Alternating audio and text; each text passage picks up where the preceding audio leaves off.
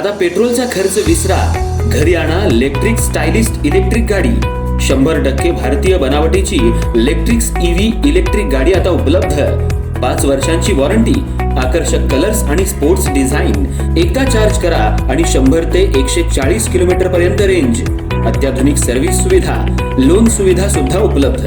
आजच भेट द्या साई मोटर्स, किसान चौक, इचलकरंजी। संपर्क 93 73 27 57 52 किंवा 0230 299 77 66। नो पेट्रोल नो टेन्शन, इलेक्ट्रिकचा स्मार्ट पर्याय।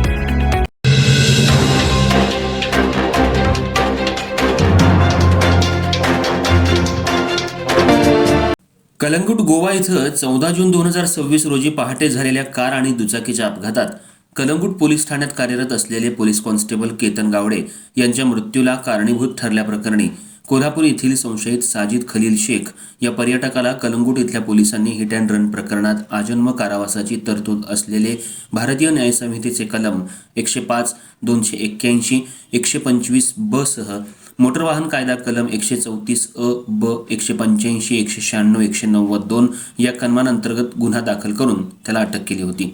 संशयित आरोपीच्या वतीनं त्याचे वकील ॲडव्होकेट रियाज रफिक बांडार यांनी मर्सीस म्हापसा गोवा येथील जिल्हा आणि सत्र न्यायालयात जामीन अर्ज दाखल केला होता।